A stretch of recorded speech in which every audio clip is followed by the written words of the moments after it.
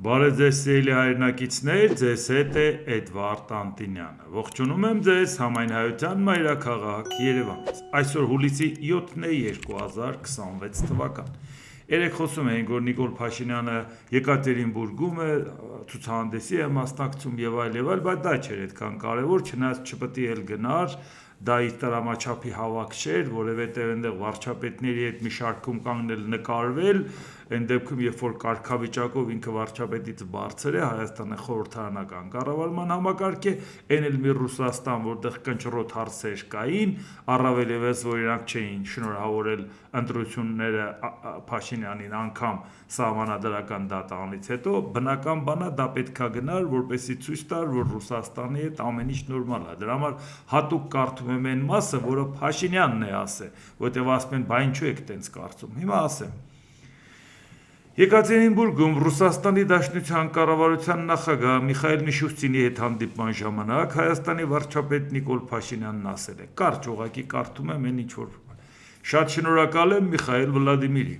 Նախ եւ առաջ թույլ տվեք եւս մեկ անգամ շնորհավորել Իննոպրոմ ցուցահանդեսի հաջող անցկացման կապակցությամբ շնորհակալություն հրավերի համար։ Ինչպես ընտրություններից առաջ, այնպես էլ ընտրություններից հետո մենք տրամադրված ենք Ռուսաստանի Դաշնության հետ մեր հարաբերությունների հետագա զարգացմանը։ Այսինքն, նման արտահայտություն կարող է ասես մենք տրամադրված ենք զարգացմանը, նորմալ է։ Կամ նորմալ չի, բայց ուղղակի է դա։ Բայց երբ որ ասում ես ինչպես ընտրություններից առաջ, այնպես էլ ընտրություններից հետո, նշանակում է մեր հարաբերությունների մեջ ոչինչ չի փոխվել։ Վերջ։ Այն ինչի մասին խոսում ենք, որ այն թատրոնը, որ բերեք հիմա մենք այս ռուսամետներից փրկենք Հայաստանը, մենակ Փաշինյանը կարա ինքնամեզ արևմուտք տանում, ասում ենք Փաշինյանը մեզ արևմուտք չի տանում, ժողովուրդ ջան, մոռացեք այդ հեքիաթը։ Հիմա տեսակ, մարդը գնացել, ասում է շնորհակալ եմ, որ հրավիրել եք, ես էլ եկել եմ։ Հիմա ձեզ ասում եմ, որ Ռուսաստանի հետ մեր հարաբերությունները ընտրություններից առաջ եւ հետո մենք տրամադրված ենք զարգացման։ Եվ անշուշտ մենք շահագրգռված ենք Եվրասիական տնտեսական միությանը մեր անդամակցությամբ։ Այսինքն, երբ որ Հայաստանի վարչապետը կառավարության նիստի ժամանակ ասում էր, եթե սենց էլի մի հատ լա կգնամ այդ ԵԱՏՄ-ի ղեկավարներին տեղը կդնեմ, այդ ոնց են հայտարարություն անում իմ բացակայությամբ, մեկ էլ գնում ես հանդիպում ես ԵԱՏՄ ղեկավարների վարչապետերի հետ ու ոնց որ տեղը չես դնում։ Գնացել ես ուղղակի շնորհակալ ես, որ հրավիրել են, եկել ես, քննարկում ես եւ անպայման նշում եւ Եվրասիական տնտեսական միության հետ զարգացմամբ շահագրգռված։ Եվ շահագրգռված ենք, որպեսզի այն մեխանիզմները, որոնք նախատեսված են Եվրասիական տնտեսական միության մասին պայմանագրով, գործեն պլանային ռեժիմով եւ ես կարծում եմ, որ դա բխում է Եվրասիական տնտեսական միության հետագա զարգացման շահերից եւ հույս ունեմ, որ այսօրվա բանակցությունների արդյունքներով մեզ կհաջողվի լուծել կոնկրետ հարցեր։ Շատ շնորհակալություն։ Հիմա տեսնում ենք, որ առաջինը որ բան չի փոխվել։ Երկրորդ Հայաստանի վարչապետը երբ որ գնում է խոսում է հարաբերությունները կարգավորելու մասին, այդ ընթացքում Հայաստանից հնչում է մեր իշխող քաղաքական ուժի ղեկավարների կողմից կարծիք, նաև խորհրդարանի, հանձնաժողովի նախագահի քաղաքացիական պայմանագրից, որ ասում է դե եթե տեսնենք, որ մեր ամբողջական ծավալը Եվրամիությունը կստանա, մենք արդեն կմտածենք Եվրամիության անդամակցության շուրջ։ Այսինքն այս քայլը, որ մենք արել ենք, արդյունքը տեսնենք։ Ինչու համար է դա ասվում։ Այսինքն դու Ռուսաստանի հետ ԵԱՏՄ անդամ ես, Ռուսաստանի հետ պայմանագիր ունես, գործում ես։ Ռուսաստանը քո վրա ճնշում է գործադրում, քո գործընկերը։ Հանկարծակի այդ ընթացքում Եվրամիությունը ձեռք է մեկնում, բայց միանգամից այնպես անել, որ հայկական ապրանքը հայտնվի եվրոպական շուկայում, այն շուտ փչացող ապրանք, դա խնդիր է։ Լուրջ աշխատանք է պետք տանել։ Դրա համար քաղաքական որոշում կայացվեց Հայաստանին օգնելու, բայց եթե Հայաստանը ցանկանում է նորից հարաբերությունները կարգավորել Ռուսաստանի հետ կամ երբեր փչացրել, որ կարգավորի, իրան պետք է ասել, որ Եվրոպա դու ոնց որ թե ամբողջ ծավալով չկարողացար ինձ օգնես։ Այ դրա համար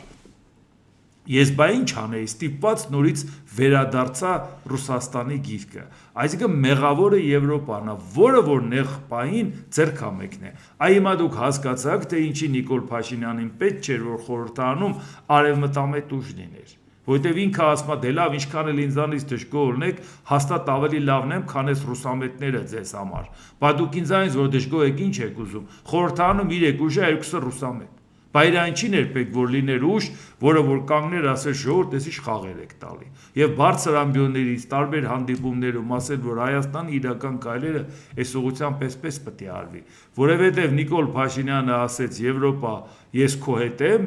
իրականում տենց չէր։ Ուղղակի նաև ասեց, որ Ռուսաստանի հետ հարաբերությունը չեն փչացնելու, Ռուսաստանը սանկցիաներ կիրառեց, Փաշինյանը արդարացրեց, որ դա մեր ապրանքն է անորակ, 8 տարի է պայքարում ենք սրանց դաշ չի լինում, որից հետո Արևմուտքը օգնեց, բայց ինքը պետք է վերադառնար Ռուսաստան, այսինքն Արևմուտքը ինչքան էլ օգնի, պետք է ասել ժողովուրդ ջան, դե տեսակ ամբողջ ծավալով չկարողացավ, դրա համար ստիպված նորից վերադարձանք։ Այս են թատրոնն է, որը ընտրություններից առաջ ձեզ ասել ենք։ Հիմա դուք փաստացի տեսնում եք հիմնական կատարողի կողմից, որովհետև այս իր հայտարարություններն են կարդում, ժողովուրդ ջան։ Իսկ հիմա նայենք աշխարհում ինչ է կատարվում, որոնք ուղղակիորեն առնչվում են նաև մեզ։ Ֆինլանդիայի նախագահ Ալեքսանդր Ստուպ, եթե ես ընտրություն ունենայի, մենք անմիջապես կդարձնեինք Ուկրաինան ՆԱՏՕ-ի անդամ։ Գլխավորն այն է, որ ՆԱՏՕ-ն Ուկրաինայի կարիքն ունի, այնքան որքան Ուկրաինան ՆԱՏՕ-ի կարիքն ունի։ Ես իսկապես հավատում եմ, որ որքան մենք մոտեցնենք Ուկրաինան դաշինքին, այնքան ավելի ուժեղ կլինի իր պաշտպանական եւ զսպող ներուժը։ Իհարկե այն ժամանակ, երբ որ պատերազմի թեժպային ես ասում եի, որ մեր տարածաշրջանում կուրատորը դառնալու է Ուկրաինան, դուրս է մղելու Ռուսաստանին Ուկրաինան, ինձ այդ ժամանակ ասում են այո, դες մարդն ինչ է խոսում։ Այմարդ բանա ռուսները Կիևի մատուցներում կանգնած, դու ինչից ես խոսում։ Հիմա դուք հասկանում եք, որ որակապես փոխվում է Ուկրաինայի դերակատարությունը, իսկ եթե Ուկրաինան Եվրամիության ամենաարևելյան երկիրն է ալնելու, այն բուֆերն է ալնելու դեպի Ռուսաստանի հետ կապի, Ռուսաստանի ազդեցությունը ստեղ պակասեց ով է մտնելու։ Հա, Ֆրանսիան բարեկամ պետություն է, բայց ում տեսքով պետք է ներկայացված լինի։ Ամենամեծ հավանականությունը այս տարածաշրջանում հենց Ուկրաինան է, հաշվի առնելով, որ հետխորհրդային պետություն է, մենք էլ այդ նույն համակարգում եղել ենք, այսինքն շատ բաներով դեռ հին իներցիայով մենք գիտենք, որ մի ընտանիքի անդամ ենք եղել։ Այնպես որ այդ հարցում գալու է պահը, որ մենք հասկանանք, որ տարածաշրջանի դերակատարը դառնալու է Ուկրաինան, որպեսզի հանկարծ ոչ մի պարագայում դա չլինի Թուրքիան, որովհետև Թուրքիան շատ է ձգտում լուրջ դերակատարություն ունենա Եվրամիությունում, նաև անվտանգային համակարգով, բայց այդքան վստահություն բնականա չունեն Թուրքիայի նկատմամբ, մեր համար բարեբախտաբար չունեն, մեր իշխանությունների համար դժբախտաբար։ Ռուսաստանի Դաշնության արտգործնախարար Սերգեյ Լավրով ՆԱՏՕ-ի Ուկրաինային զինելու գիծը կավարտվի արևմուտքի պարտությամբ եւ իհարկե այս իրավիճակում բյուջետային միջոցներ հրամայական մեթոդներով զենքի արտադրության մեջ լցնելը դե դա ինչ որ կերպ տնտեսությունը պահում է ջրի երեսին։ Այսինքն ինքը խոստովանում է, որ ռազմական արդյունաբերությունը զարգացնելը օգնում է տնտեսության մյուս ճյուղերին։ Հա, բայց որ գիտես, բա մենք գիտենք, որ Ռուսաստանի հետ կապված եք դուք նույնն անում, ամբողջը դրել եք ռազմական ռելսերի վրա։ Բայց եթե Եվրոպան դրանից կօգտվի, որովհետև նյութատար աշխատատար ճյուղերը զարգանալու պարագայում այդ օժանդակ ճյուղերին լրջորեն օգնում են մարդկանց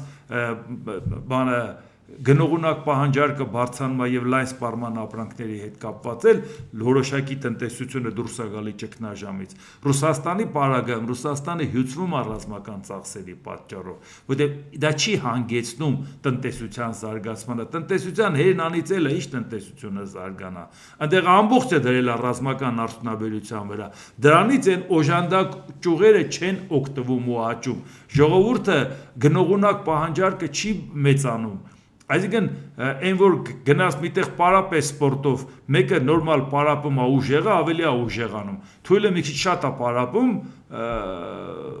հյուծվում է, չէ։ Հիմա Ռուսաստանի եւ Եվրոպայի պարագայում նույն գործիքը մեկին դրական է ազդում, մեկին բացական։ Հիմա Լավրովը ուզում է ասի ժողովուրդ, ախը ձեր համար էլ է բացական լնելու, օրինակ վերցնելով իրանցը, բայց իրանց մասին չի ասում։ Իրանց մասին էլ մենք կասենք, հո չենք թողի որ տենց մնա։ Ինչով դա կավարտվի, մի օր դա անշուշտ կավարտվի, եթե նրանք ցանկանում են մինչև վերջ միլիտարիզացվել, մի օր այդ ամենը պարզապես կավարտվի սեփական գերակայության համար նրանց մրցող մրցավազքում պարտությամբ։ Այսինքն ռազմական ծախսերի ավելացումը հանգեցնելու է եվրոպացիների պարտությանը։ Պատկերացնում եք, որ իրավիճակից ինչ աշճանի է անտեղյակ, չեմ կարծում, որ չնայած Սերգեյ Լավրովը անտեղյակ է, պարզապես իրան անտեղյակի տեղ է դնում, որտեղ դե ինչ անի, ինքը ներկայացնում է Պուտինի իշխանությունը, ճարն ինչ է։ Իսկ հիմա նայենք, Ուկրաինայի նախագահ Վոլոդիմիր Զելենսկի, դե ՆԱՏՕ-ի գագաթնաժողովը Ստամբուլում արդեն այսօր սկսվել է,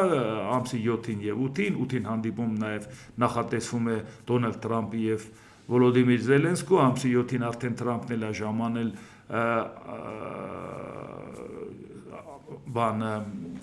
Թուրքիա եւ բաննել Զելենսկին արդեն ելույթ է ունեցել, հանդիպումը կլինի վաղը։ Ուկրաինայի նախագահ Վոլոդիմիր Զելենսկի օդային հարձակումները վճռորոշ կլինեն Ռուսաստանի հետ պատերազմում։ Ուկրաինան արդեն կանգնեցրել է ռուսներին մարտադաշտում եւ զրկել թշնամուն ծովային գերիշխանությունից։ Այնուհետև հաջորդ մարտադաշտը դառնում է երկինքը եւ անկեղծ ասած այս դիմակայության մեջ թե ում տարածքն է ավելի մեծ, շատ ավելի քիչ նշանակություն ունի։ Մենք մտել ենք օդային տարածք եւ օդում մենք արդեն մրցունակ ենք։ Սա, որ դրոնների արտադրության հետ կապված որակապես իրավիճակ փոխեց Ուկրաինան եւ դա նաեւ ցույց տվեց, որ ժամանակակից պատերազմում ինչ լուրջ դերակատարություն ունեցան դրոնները եւ սա նաեւ խթան հանդիսացավ, որ եվրոպայական երկրներն էլ անգամ Ամերիկան էլ վերանայի ժամանակակից պատերազմի նկատմամբ իր վերաբերմունքը եւ հիմա անմիջապես դրա արձագանքը ՆԱՏՕ-ի գլխավոր քարտուղար Մարկ Ռյուտը Այսօր մենք գործարկում ենք Drone H նախաձեռնությունը, որը կներառի 40 միլիարդ դոլարի ներդրում առաջիկա 5 տարում, անօդաչու թռչող սարքերի եւ դրանց հակազդման համակարգերի արտադրության մեջ։ ՆԱՏՕ-ն նաեւ հնգապատիկ կավելացնի անօդաչու թռչող սարքերի օպերատորների պատրաստումը 2027 թվականին։ Ռյուտեն նշել է, որ նախաձեռնությանը մասնակցում են ՆԱՏՕ-ի 20 երկրներ, որոնք արդեն ստեղծել են ԱԹՍ-ների օպերատորների պատրաստման 16 կենտրոն եւ առաջիկայում կգործարկեն անօդաչուների դեմ պայքարի համակարգերի ձեռքբերման առևտրային հարթակ, որտեղ արդեն տեղադրված են հարյուրավոր միլիոնավոր դոլարների պայմանագրեր։ Այո, մենք տեսնում ենք, որ ուկրաինական պատերազմից հետո ինչ ծավալով են սկսել դրոնների հետ կապված ներդրումներ անել եւ զարգացնել այդ ամեն ինչը, իհարկե մեր պատերազմից առաջ էլ մեզ էին դա առաջարկում, նաեւ համապատասխան պլանների մեջ ներգրավված էր, բայց չգիտես ինչու մեր ռազմաքաղաքական ղեկավարությունը հասկացավ, որ այդ դրոններն անիմաստ է ու այդ ամեն ինչը չարվեց եւ մենք ծանր հարված կերանք թուրքական բայրակթարներից, այն դեպքում, երբ որ թուրքական բայրակթարները սկզբնական շրջանում իրանց շատ լավ արդարացրեցին Ուկրաինայում Ռուսաստանի դեմ պատերազմի ժամանակ, բայց շատ արագ Ռուսաստանը ցույց տվեց, որ դրանք այդքան էլ արդյունավետ չեն։ Վերջի շրջանում դուք բայրակթարի անուն լսել եք, որովհետեւ Ուկրաինան այնպեսի արդյունավետ անօդաչու թռչող սարքեր արտադրեց, որ արդեն ուղղակի ստվերեց թուրքականները, բայց մեր դեմ օգտագործվելու թուրքականն էլ բավական ծանր վնաս մեզ հասցրեց, որտեղ նախ մենք դրան պատրաստ չէինք եւ երկրորդ մենք ինքներս չպատրաստվեցինք, որ մենք դա ունենանք։ Իսկ հիմա աշխարհը ասում է դուք հասկանում եք, որ ապագան դա է։ Ցավալիորեն մենք շատ ուշ հասկացանք դա։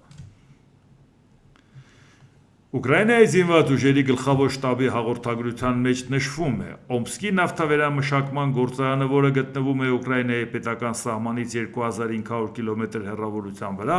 հաջողությամբ խոցվել է ուկրաինական ուժերի կողմից։ Սա Ռուսաստանի Դաշնությունում բենզինի 11 խոշորագույն արտադրողներից վերջինն է, որը խոցվել է Ուկրաինայի զինվորականների կողմից։ Ինչպես նշել է Ուկրաինայի զինված ուժերի գլխավոր շտաբում, այս նավթավերամշակման գործարանը Ռուսաստանում ամենահզոր նավթավերամշակման ձեռնարկությունն է և մասնագիտանում է վառելիքի, 27-երի, նավթաքիմիական արտադրանքի լայն տեսականի արտադրության մեջ։ Գործարանն ունի Ռուսաստանում նավթի վերամշակման խորության ամենաբարձր ցուցանիշներից մեկը՝ մոտ 99%։ Այն թիվը, որ գրած է, որ Օմսկին հարվածել են Ուկրաինայի սահմանից 2500 կիլոմետր հեռավորության վրա, իհարկե մասնագետը դա ասում, ռազմական գործի մասնագետ, մազաչափ կասկածի տակ չեմ ուզում դնեմ իր ասածը, բայց ուզում եմ ասեմ, որ այդ 2500 կիլոմետր դեռ չի նշանակում, որ այդ հեռավորությունից է հարվածած, որովհետև դա ուղղակի նշած է ամենակարճ կետը Ուկրաինայի սահմանից մինչև Օմսկ, բայց այնպես չի, որ ամենամոտիկ, ամենակարճ կետից են հարվածում, դա կարող է լինել մի քիչ ավելի խորքից կամ ուրիշ դիրքից, որի դեպքում կարող է դա մոտավորապես լինել 2700 կիլոմետր հեռավորություն։ Այսինքն այդ 200 կիլոմետրը զուտ իրանք հո կոնկրետ կոորդինատը չէին ասելու որտեղից են ուղարկել։ Ուղղակի ասել են մեր սահմանից 2500 կիլոմետր հեռավորության վրա գտնվող նավթավերամշակման գործարանին հարվածել ենք։ Ու դուք պատկերացրեք դա որակապես ինչ խնդիր է լուծում։ Տեսեք, 11-րդն էր, որին պետք է հարվածեր Ուկրաինան, մենք Երևանում նստած գիտեինք, որ Օմսկին հաստատ խփելու են, ակնհայտորեն խփելու են, Մոսկվայում չգիտեին դրա մասին, որ ամեն ինչ պետք է անեին, որ Օմսկի նավթավերամշակման գործարանը կյանքի գնով էլ պահեին։ Հակաօդային պաշտպանության համակարգեր են բերել, որ Մոսկվան պահեն էս անեն։ Հիմա մենք մի քիչ ուղղակի պատկերացնենք հետևյալը։ Դա փայլուն արդյունք էր ուկրաինացիների համար, որ այդպիսի հեռավորության վրա հարվածեին։ Բայց մի բան, այդ դրոնների մասին մենք նոր ենք իմանում։ Որևէ ուրիշ առիթով այդպիսի հեռահարության դրոններ օգտագործված չէ։ Եթե ուրիշ տեղ խփած լինեին, գոնե ֆիքսված կլինեին, չափեին, կասեին, այս հեռավորության, այսինքն դա փորձնական հարված էր ու հարվածել էր բավական ուղիղ։ Այն էլ ոչ մի հարված։ Բան չի դեմը չեն առել։ Ես, որ մշտապես խոսել եմ Ուկրաինային, որ պայքարելու է, որ էսը անելու, այնը անելու, դիմադրելու է եւ կտեսնեք ինչ անելու, նույնիսկ Ուկրաինայում շատ-շատերը դրան չեն հավատացել։ Դրա մասին չի, որ ես հիմա ասում եմ, որ Ուկրաինայի արածը մեծ չէ։ Ուզում եմ ասեմ, որ ժողովուրդ ջան, իմացեք, Պուտինին այլևս պատվիրել են։ Եվ Պուտինը Ռուսաստանը հաջողությամբ հարվածներ ուտում է նաև այն պարզ պատճառով, որ ներսից արդեն որոշել են, որ Պուտինը պետք է գնա, Պուտինը դիկտատոր է, Պուտինին տենց հեշտ չես գցի, դրա համար պետք է Պուտինին մեկուսացնես, ինֆորմացիայից կտրես եւ սկսի իր ամենամերձավորագույն թիմակիցները բանակցեն արևմուտքի հետ, բանակցեն, որ ասեն ինչքան պատերազմը երկարեց, մեր երկիրը քանդվելու է։ Այդպես բանակցել են ամենամոդիկ մարդիկ տարբեր ժամանակներում։ Հիտլերի ժամանակ են բանակցել են նաև ոնց շարքից անեն մեկ ուրիշին, գաղտնի բանակցել են Խրուշչովին, ոնց գահանկեց անեին, այդ բոլորը մարդկանց հայտնի է։ Ու նաև ապատեղեկատվություն են տարածում, որի փրթեհես ինչը ուզում է դառնա Պուտինի փոխարեն, միայն նրա համար, որպեսզի այդ ապատեղեկատվության ժամանակ այդ մարդն ասի ստուգեք, ես ոչ մեկի հետ կապ չունեմ, ստուգեն տենան կապ չունի, բայց իրականում որի անունը չեն տվել, նա հանգիստ արևմուտքի հետ աշխատի ժողովրդյան։ Այսինքն ես սա ուղղակի ասում եմ, որ դուք տեսնեք, ինչի համար է Պուտինը հանձնարարություն տալի, որպեսզի հարվածեն Կիևին։ Չգիտի, որ դա անարդյունավետ է, պատերազմի թաթերաբեմը դրանով չի փոխվելու, բայց դա առաջացնելու է լարվածություն, արևմուտքում շատ երկրներ ասելու են, լա տեսեք ինչ անում, ինչի ես խփում քաղաքին, ինչի ես խփում բնակավայրերին, ինչի ես խփում խաղաղ բնակիչներին կոտորում, դրա արձագանքը պատկերացնում եք։ Ու բացի դրանից, Մոսկվայում մարդիկ, որոնց բերել ես 4 հատ պաշտպանական շերտ ես քաշե, մարդը ասում է՝ մի րոպե, եթե դու Կիևին խփում ես, չգիտես, որ իրանք էլ Մոսկվային են խփելու, ինչու ես դա անում։ Դժգոհություն առաջացնել Ռուսաստանի ներսում։ Իսկ եթե մտածեն, դե մի անհանգստացեք, 4 պաշտպանական շերտ կա, Մոսկվային չեն կարող խփել, բայց նրանք տեսան, որ Մոսկվայի նավթավերամշակման գործարանին խփում է Ուկրաինան, այսինքն չեն կարող Մոսկվացուն ասեն դու պաշտպանված ես։ Ու եթե հանկարծ պատահաբար ուկրաինական դրոնը խփի Ռուսաստանի նավթավերամշակման գործարանին, բայց պայթյունը այտենց գեղեցիկ էֆեկտով չլինի, Ռուսաստանի հակաօդային պաշտպանության հրթիռը այնպիսի մի հատ հարված կտար, այս ատլետիկ ձևով մի հատ թռիչք կկատարեր այն կափարիչը, որ սիրուն նկարեին տարածեին, որ ասեին տեսեք ինչ հարված է հասցրել Մոսկվային ուկրաինացիները ինչ հարված են հասցրել, այսինքն ինչ որ մարդկանց Ռուսաստանում պետքա Պուտինին ամենամոտ կանգնած մարդկանց, որովհետև իրանք հրաշալի գիտեն ով մոտը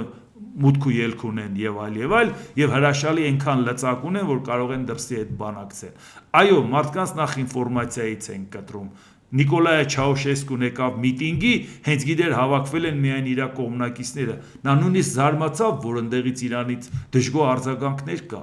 Ապշեց, ասում այս ուր եմ եկել, ես ինչ հաշիվա, որտեղ իրան այդպես մեկուսացրել էին ժողովրդյան։ Ես ուզում եմ ասեմ, որ այն որ Պուտինի գլխին արդեն որոշումը պետք է կայացնեն շարքից անեն, դա ակնհայտ է ին նման մարդու համար, բայց այս օրինակը ես ձեզ բերեմ, որ իմանաք, որ ակնհայտ լինի նաև ձեզ համար։ Վերջ, արդեն որոշումը քաղաքական կայացված է։ Պուտինը պետքա գնա, բայց դիկտատորը խաղաղ չի գնա, նրան պետքա մեկուսացնել, երկրի ներսում ստեղծել դժգոհություն, ինքը հարվածի Կիևին, Կիևը հարվածի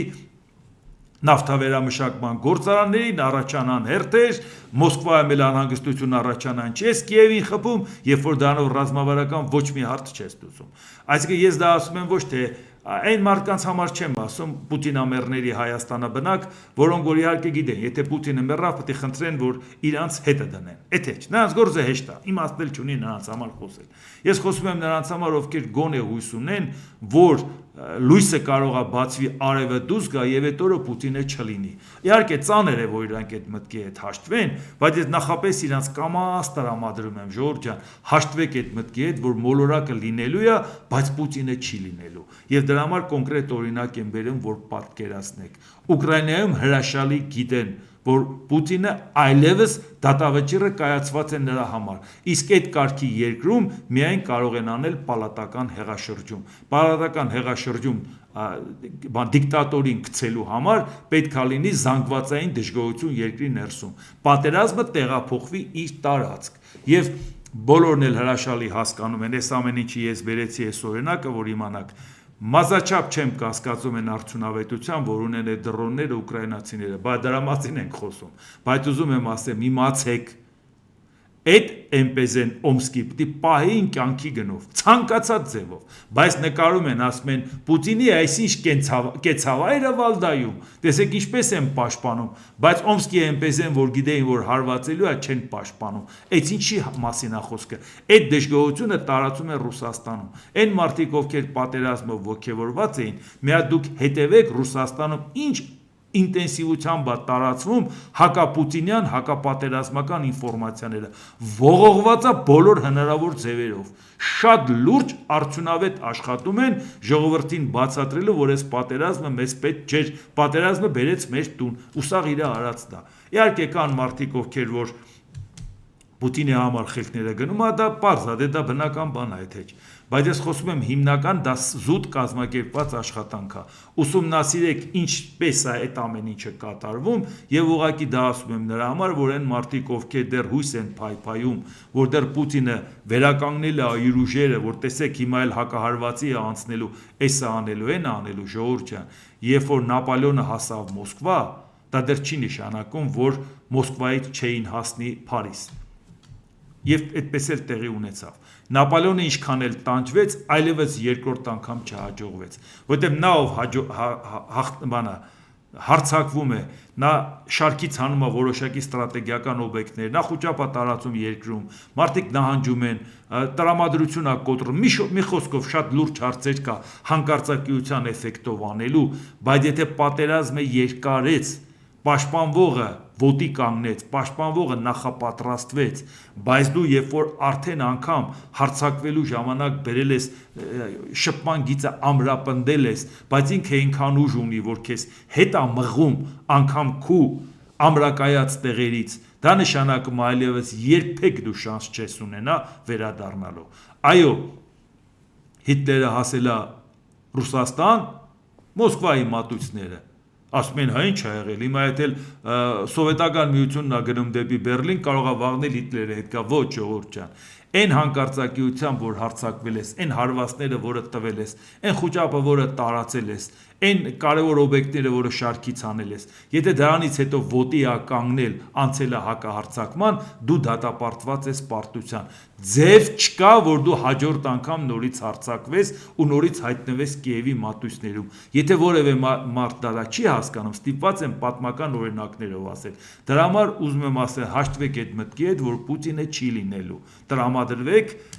որպեսզի այն ուր որ մեզ տանում են, ասում են, դուք կտեսնեք Պուտինն ինչ է անելու։ Ասում ենք, արդեն դուք տեսեք, ինքը չի անելու, իր գլխին անելու են, ինչ որ պետք է։ Եվ դրա համար, որ մարդիկ են ելնում, ասենց վեճը նայում ես, ասենք ասում են բանա, այսա բենզինը այնքան կպրծնի, Պուտինը էշք քշի, նոր խելքը գլուխը կգա, մյուսն էլ ասում է, իա, չհասկացանք, Պուտինը էշք քշողա, չէ ժողովուրդ ջան, հանգստացեք մի վիճեք, Պուտինը էշք քշող չի, Պուտինը էշք սիրող է, որի արդյունքում այնքան է տարվել այդ գործով, որ երկիրն է քշել դեպի ճահիճ։ Եվ իդեպ ասեմ, այնքան երկար է ինքը էշ սիրել, որ ոնց որ թե իր եւ էշի փոխհարաբերությունները փոխադարձա, այսինքն իրանց սերը փոխադարձա ժողովուրդ ջան, դրա համար երկիրն էս վիճակում է, ուշադիր եղեք, դրա ազդեցությունից դուրս եկեք։ ՆԱՏՕ-ի գագաթնաժողովի ժողովի ընթացքում Ուկրաինայի նախագահ Վոլոդիմիր Զելենսկին հայտնել է, որ Ուկրաինան ամբողջությամբ վերացրել է Ռուսաստանի ռազմավարական թիկունք ունենալու գաղափարը։ Հենց երեկ ուկրաինական ԱԹՍ-ները ճեղքեցին Ռուսաստանի Դաշնության պաշտպանությունը եւ հարվածեցին Սիբիրում գտնվող ռուսական նավթամշակման գործարանին, այն Օմսկի ինչի մասին խոսում ենք։ Սա նոր իրականություն է, Ռուսաստանում չի մնացել որևէ խոշոր նավթավերամշակման գործարան, որին չենք հարվածել։ Իդեպ ուշադրություն դարձրեք, նավթավերամշակման գործարանին Ուկրաինան հարվածում է, այնպես չի էլի, որ այն օգտակար ծավալը բոլոր դրոնները կարողանում են մեծ ծավալ տեղափոխեն։ Իսկ նավթավերամշակման գործարանը մի հատ քաղաք է, ժողովուրդ ջան, մի հսկայական տարածք է։ Այս մի հատ փոքր դրոնով տված հարվածից ավիրվեց, հա այդ գործարանը։ Շատ արագ դա կարող ես վերականգնել, բայց վերականգնելուց հետո նորից է հարվածում Ուկրաինան։ Ժողովուրդ ջան, դուք չեք հասկանում, որ սա արդեն չի կարող պատահականություն լինի։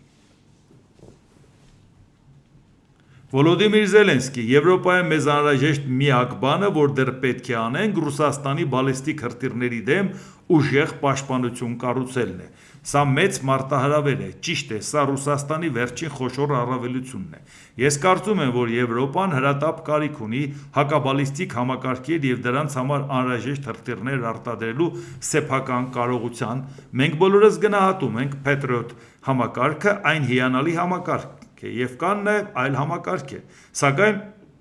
այսօրվա պատերազմները ցույց են տվել, որ Patriot-ի ներկայիս արտադրությունը բավարար չէ բալիստիկ հրթիռներից պաշտպանվելու աճող պահանջարկը բավարարելու համար։ Դա փաստ է եւ մենք պետք է արձագանքենք այդ փաստին։ Այնպես չի, որ նախնական պայմանավորվել են իհարկե Դոնալդ Տրամփի հետ, որ այդ Patriot համակարգերը նաեւ արտադրեն Եվրոպայում եւ ոչ միայն Եվրոպայում, անգամ Ուկրաինայում անգամ այդ համաձայնությունը ձեռք բերել են։ Այնպես չի, որ Patriot-ը դա նոր մշակում է, դա անցյալ դալից գալիս է, բայց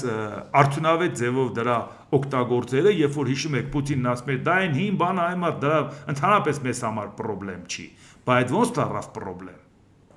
որովհետև ուկրաինացիք են կռվում, որտեվ իրանք շատ լավ մարզվեցին եւ ասին ժողովուրդ, այն ինչ որ դուք համարում եք դուրս գրված, տվեք դրանով, տեսեք ոնց ենք դուրս գրում ռուսական համակարգերը։ Եվ հիմա ասում է, բերեք այդ արտադրությունը մեր մոտ դրեք, Եվրոպայում դրեք, արտադրենք։ Իսկ Ամերիկա դու անցի ուրիշ մշակումների, որտեղ դու այդ հնարավորությունը ունես, ինչը կամած դուս կգաս Պարիզից, գիտեք, քեզ նորն է պետք, նորը մշակի, մեզ էլ տուր այն ինչ որ կա, մենք դրանով շարունակենք։ Հուլիսի լույս 8-ի գիշերը, այսինքն այս գիշերը, որը որ բաներ, Ուկրաինայի անօդաչու համակարգերի ուժերը միաժամանակ հարվածել են ռուսական 8 լցանավերի։ Բոլոր ռուսական դրոշի ներքո են եղել։ Հարվածի տակ են հայտնվել նաև 1 բեռնատար նավ ու 1 լաստանավ։ Ակնհայտ է, որ դրանք վառելիք էին տեղափոխում բռնկված թերակղզի բռնակցված թերակղզի, որտեղ ներկայում բենզինի պակաս կա, Ազովի ծովով, որ նրանք դա բերում էին, եւ իրանք հույս ունեին, որ դա միակ հնարավորությունն է, որ կկարողանան Ղրիմին հասցնեն վառելիք, բայց ուկրաինացիները իսկ 8 լցանավին հարված հասցնելը, նույնիսկ եթե Ազովի ծովում շատ մեծ համակարգերի մասին չի խոսքը, բայց մեկը դա Ղրիմին ինչ-որ օգնություն էր, այսօր Ղրիմին անենց է կտրել Ուկրաինան եւ նաեւ տակտիկական շրջափակման մեջ հավերցել օպերատիվ, հնարավորություն չի տալիս որևէ ձևով կարողանան պահեն, իսկ այդ մարդիկ ինչ են անելու, թողելու են հեռանան, կամ ուղղակի ասեն, այ մարդ, դուք չեք կարող պահեք մեզ, տեսնում եք, նավատորմ դուրս եկավ, անձնակազմը դուրս եկավ, ղեկավար կազմը դուրս եկավ, զորքերի ղեկավարությունը դուրս է գալի, վարչակազմի մարդիկ պաշտոնյաները դուրս են գալի, բարդ է այդ մարդիկ հասկանան, որ այս մարդիկ գնում են, իրանք ամեն րոպե սպասում են ուկրաինական դեսանտին, ամեն րոպե, ու հարցը նա չէ, որ ուկրաինական դեսանտը կիջնի, թե չէ, կամ կմտածեն ինչու զոհ տանք, հարցը նա է առանց դեսանտը իջեցնելու այդ խուճապը արդեն տարածում են, իդեպ դա տարածում են նաև Ռուսները տարածում են, որ սպասում ենք ուկրաինական դեսանտին, իրանք ամեն րոպե դա տարածում են, ես պատահական չի, որ ասում եմ, Պուտինից պրծնելու միակ ձևը երկրի ներսում դժգոհություններ առաջացնելն է, ժողովուրդ ջան, դուք տեսնում եք ինչ հետևողականությամբ այդ ամեն ինչը կատարվում։ Իսկ հիմա ԱՄՆ նախագահ Դոնալդ Տրամփ, մենք շատ լավ ենք աշխատում Իրանի հետ, մենք պարզապես չենք ստանում այն լուսաբանումը, որին արժանի ենք, մենք կստանանք այն, ինչ ես անվանում եմ փոշի, հարստացված նյութ, ես դա անվանում եմ միջուկային փոշի, ես եկել եմ մեկ պատճառով շատ լավ, Իրանը չպետք է ունենա միջուկային զենք, ես չեմ ձգտում ռեժիմի փոփոխության, չնայած սա ռեժիմի փոփոխություն է, ինքը համարում է, որ արդեն ռեժիմի փոփոխությունը տեղի է ունեցել, Ալի Խամենեիի փոխարեն եկել է Մոջտաբա Խամենեին, նրա տղեն աչքերն արում կոխած ոնց թե ընտանիքի անդամներին սպանես, հիմա ինքը համարում է, որ ռեժիմը փոխվել է։ Առաջին ռեժիմը տապալվեց, երկրորդ ռեժիմը տապալվեց եւ կարծում եմ, որ երրորդ տարբերակն ավելի ողջամիտ է, բայց մենք դա կիմանանք։ Ոչ ոք չի լսել հայտնի Հորմուզի նեղուցի մասին, բայց դա իսկական ոսկու հանք է, փող աշխատելու իսկական մեքենա է։ Մենք կամ կկնքենք համաձայնագիր կամ կավարտենք սա լավ եւ սրան վերջ տալ դժվար չի լինի։ Ես նախընտրում եմ համաձայնագիր կնքել, քանի որ չեմ ուզում ազդել 91 միլիոն մարդու շահերի վրա։ Մենք կարող ենք 1 ժամում ոչնչացնել կամուրջները։ Մենք կարող ենք անջատել նրանց էլեկտրաէներգիայի մատակարարումը, բոլոր այն մեծ գործարանները, որոնք նրանք կառուցել են, մեծ, գեղեցիկ, ժամանակակից գործարաններ, որոնք շատ գումար են արժենում։ Հիմա նրանք փող չունեն, մենք նրանց ոչ մի կոպեկ անգամ չենք տվել։ Ես կասեի, որ մենք կարող ենք մի քանի րոպեում քանդել նրանց էլեկտրակայաններն ու էլեկտրաէներգիա արտադրող գործարանները։ Բոլոր գործարանները կոչնչացվեն եւ նրանք դա գիտեն։ Իհարկե այս սպառնալիքը հերթական անգամ հնչում է, սա արդեն որ երրորդ անգամ է, դա նույնիսկ արդեն ծիծաղելի էլ չի, բայց ուրիշ խնդիր։ Նենց զարմացել է Հորմուզի նեղուցը բացահայտել է ինքը իր համար, որ դա փողի աղբյուր է, դա ոսկու հանք է, ժողովուրդ ջան, հասկացեք ինչ է կատարվում, դա պետք է մեր ձեռը գցենք։ Գիտեք իմ մոտ ինչ տպավորությունն է, որ Դոնալդ Տրամփին ուղղակի հանգիստ չի տալիս Սաշիկի փառքը, որ ամեն ինչին 50-50 փայ մտներ։ Ամերիկայի Միացյալ Նահանգները աշխարհի հետ 50 փայ էր իր ազդեցությամբ։ Ինքը ասում է, չէ, այ ժողովուրդ, դա կարևոր չէ, այդ ինչ տենց վերացական ազդեցություն աշխարհի վրա, որի պարագայում լատեսեք ամենահզոր տնտեսությունն ունենք։ Չէ, ժողովուրդ ջան, մենք պետք է օբյեկտ առ օբյեկտ փայ մտնենք։ Ամերիկան այնքան ուժեղ է, որ պետք է կոնկրետ օբյեկտով փայ մտնի։ Այս Վենեսուելայի նավթը բերեք վերցնենք, իրանական նավթը բերեք վերցնենք, Հորմուզի նեղուցով անցնում են, կարելի է տեղով փող աշխատել, այ մարդ ինչ է խոսում, բա գնանք վերահսկողություն սահմանենք։ Այս ձևով Ամերիկա չի կարելի ղեկավարել, ժողովուրդ ջան, եւ դուք պատկերացնում եք, չէ, ինչից խոսում, հա, հողից ու փողից։ Շուտ արեք, տեսեք ստեից կարանք բանալ։ Այն մասշտաբը, որը Միացյալ Նահանգները ունի, չի կարելի դա այդքան փոքրացնել, ժողովուրդ ջան։ Եվ դրա համար հիմա արդեն Իրանից պատասխանում են։ Իրանի արտգործնախարար Աբբաս Արաղչի վերջնական գործարքի շուրջ բանակցությունները չեն սկսվի, եթե սպառնալիքները շարունակվեն։ Միլիոնավոր հպարտ իրանցիներ միասնաբար հավաքվել են հարգանքի տուրք մատուցելու մեծ այաթոլլահ Խամենեիի եւ նրա ժառանգությանը, Ոչ նրանց, ոչ էլ մեր քաջարի զինված ուժերին հնարավոր չէ շեղել որևէ սպառնալիքով։ Փոխըմբռնման հուշագրի 13-րդ կետը հստակ է։ Վերջնական գործարքի շուրջ բանակցությունները չեն սկսվի, եթե սպառնալիքները շարունակվեն։ Հարգեք ձեր ստորագրությունը։ Հիմա դուք տեսնում եք, որ Իրանը պատրաստ է զիջել։ Տեսնում եք, որ Իրանը Ամերիկայի սպառնալիքներից վախեցել է, կամ էլ մտածում է, որ Հորմուզի նեղուցը ինքը պետք է թույլ տա, որպեսզի Ամերիկայի Միացյալ Նահանգները վերահսկի։ Հիմա տեսնենք դա այդպես է, թե չէ։ Հուլիսի 6-ի երեկոյան Իսլամական հեղափոխության պահապանների կորպուսը հրթիռային հարձակում է իրականացրել Հորմուզի նեղուցում գտնվող երկու առևտրային նավերի վրա։ Հարձակման արդյունքում նավերը լուրջ վնասներ են ստացել, սակայն անձնակազմի շրջանում զոհեր չկան։ Այս միջադեպը լուրջ սպառնալիք է ստեղծում հունիսի 18-ին ԱՄՆ-ի և Իրանի միջև ձեռք բերված հրադադարի մերձեցման համար, որի նպատակը նավագնացության անվտանգության ապահովումն էր։ Չնայած ավելի վաղ ձեռք բերված պայմանավորվածություններին, կողմերի միջև փոխադարձ ռազմական գործողությունները շարունակվում են, ինչը կասկածի տակ է դնում հետագա բանակցությունների հեռանկարը։ Այսինքն Իսլամական հեղափոխությունների պահապանների կորպուսի ժամանակ էր քթել երկու հրթիռային հարձակում իրականացնել, այն ժամանակ, երբ որ Ամերիկան ասում է հարցերը կարգավորված է։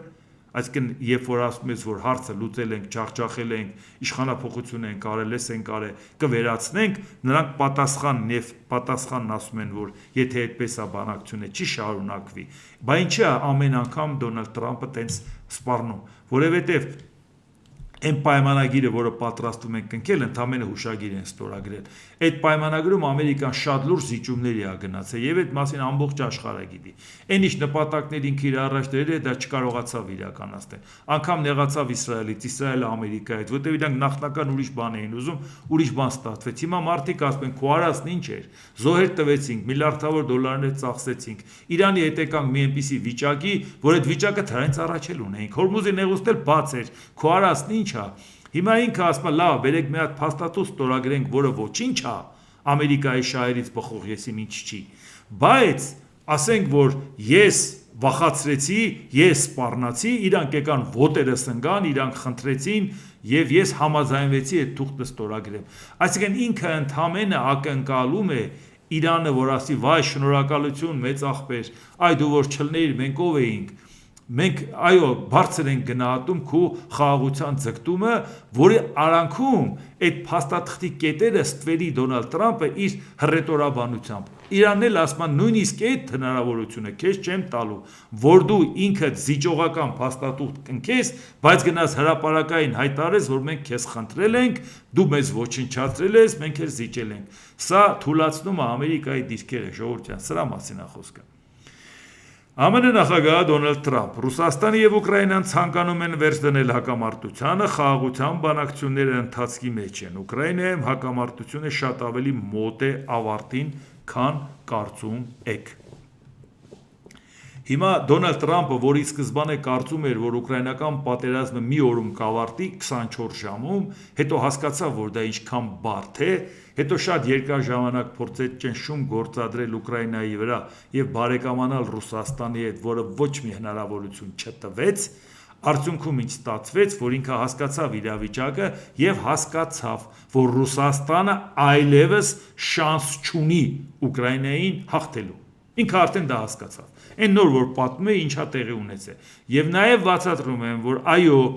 արևմուտքը հրաշալի գիտի, առանց Ամերիկայի հետ սեպարատ բանակցությունների գաղտնի որևէ ձևով այնպես չէր կարող, որ Ռուսաստանը իշխանություն փոխվեր եւ իրանք նորմալ ձևով այդ հարցերը լուծեն։ Դրա համար պետք էր առաջին հերթին Ամերիկայի Միացյալ Նահանգների համաձայնությունը։ Կարող եք համարել, որ Ամերիկայի Միացյալ Նահանգների համաձայնությունը Պուտինի ապարատի այն մարդիկ, ովքեր կարող են անել պալատական հեղաշրջում, նրանք դա արդեն ստացել են։ Եվ դրա համար Դոնալդ Տրամփը երբ որ ասում է, շատ քանի որ ինքը ժամկետների հարցում այդքան էլ հստակ չի, Իրանի հետ կապված ինչ ժամկետ դնումա չի ստացվում, ուկրաինական պատերազմի հետ ինչ ժամկետ դնումա չի ստացվում, բայց այդքանից հետո ինչի է ես կարծում, որ այս անգամ ինքը ճիշտ է ասում, որտեղ ինքը իր կարծիքը չի ասում։ արդեն ունի ինֆորմացիա, որ իրավիճակը փոխվել է եւ այդ իրավիճակի հետ կապված տրվել է համաձայնություն։ Այսինքն դու արդեն Ուկրաինային օգնում ես, դու Ուկրաինային չես ճնշում, իսկ այդ ընթացքում Ուկրաինան ուղղակի տանում է հաղթանակ։ Դրա համար մենք ուշադրությամբ կհետևենք այս զարգացումներին, մանավանդ որ մեր երկրում տեսնում եք, որ adekvat իրավիճակ չկա ոչ այս ռուսամետ ընդդիմության, ոչ էլ իշխանության, որ այս աշխարհաքաղաքական զարգացումների հետ կապված տեսնեն ինչա կատարվում, հիմա առավոտից իրիկու հիմա էլ տարածում են Գագիկ Ծառուկյանի նկատմամբ Պեսարին, Նենարին եւ այլ, բայց ի սկզբանե գիտեին, որ դա այդպես լինելու է, հիմա ասում են, բայց անօրինականություններն անում է, բա ինչի արձագանք չկա, ինչ արձագանք եք ակնկալում։ Այսօր քաղաքական դաշտում ամենաակտիվ գործիչները ռուսամետ որ կան, եթե իրանք քայլեն, կողքով գնաք քայլեք, ձեր թևի տակ լինի քրեական օրենսգիրքը, պատահական որեջը բացեք, մատները պատահական հոդվածի վրա դնեք, այդ հոդվածով կարաք իրանց դատեք։ Բոլորին անխտիր։ Հետո մի հատ թերթեք, մի հատ էլ հոդվածի վրա դնեք, դատեք։ Ինչն է հարցը։ Ինչ անօրինականություն էլ Փաշինյանն անում է, հասարակության մեջ շատերը ողջունում են, որովհետև դուք թալանչիներ եք, դուք վատ բանակցել եք, դուք երկիրը թալանել եք, եւ արդյունքում ստացվում է, որ դուք ստեղծում եք բարենպաստ պայմաններ, որ Նիկոլ Փաշինյանը, որը այդ քաշը չունի, ինքը դառնա բռնապետ։ Դուք տենչում եք, որ Նիկոլ Փաշինյանին դարձնեք բռնապետ, չունի այդ մարդը այդ պոտենցիալը, չունի այդ հնարավորությունը, բայց քանի որ ձեզ ճնշելով ողջուններ է ստանում, իսկ մարդիկ էլ շատ դեպքերում մտածում են, եթե անգամ ասեն ինչու է այս անօրինականությունն անում, պիտի ասեն «Յա, այդ ինչը արդեն այդ ռուսամետներին եք պաշտպանում»։ Չէ, օրենքն ենք պաշտպանում, բայց օրենքը այդ ռուսամետների գնով չենք ուզում պաշտպանենք։ Արդյունքում ստացվում է, որ իրանց քայլերով այնպես է, որ ժողովուրդը ողջունում ասում է «Այո, լավ ես անում, գնա դրանց հետ ինչ ձևի ուզում ես վարվի, մենակ դրանց պատժի»։ Իսկ այդ դեպքում մեր երկրում օրինականությունն է տուժում։ Այն ինչի համար Նիկոլ Փաշինյանին պետք չէր, որ մեր կարգի մարդիկ լինեին խորհրդարանում։ Ամենամեծ հակառակորդ իշխանությունը մեր դեմ չի աշխատել։ Իշխանությունը այդ մթնոլորտն է ստեղծել, որ մենք չանցնենք։ Այն մթնոլորտը, որը որ կա։ Պարզ քայլերով, որտեղ իրանց դա ձեռնտու չէր։ Իրա արևմտամետները պարզա չէին անցնի, իրան էին պաշտպանել, ուժ որն ասում էր ոչ նրանք պետք է չանցնեին, որպեսզի այսօր խորհրդանում իրանք չասեին այս անօրինականություններն ինչ ես անում, այս անօրինականությունները անելու դեմ այս ընդդիմությունը պայքարել չի կարող, մենք էլ լծակներ չունենք ժողովրդյան, այս է իրականությունը, դե ինչ այսօր այսքանը, եթե հավանեցիք սեղ մեկ լայք կոճակը, բաժանորդագրվեք այդ Վարդանտինյան YouTube-յան ալիքին, սեղ մեկ զանգակ կոճակը, գրեք մեկնաբանություններ, գրեք հարցեր, դիտեք եւ դատեք ինքներդ։ Շնորհակալություն։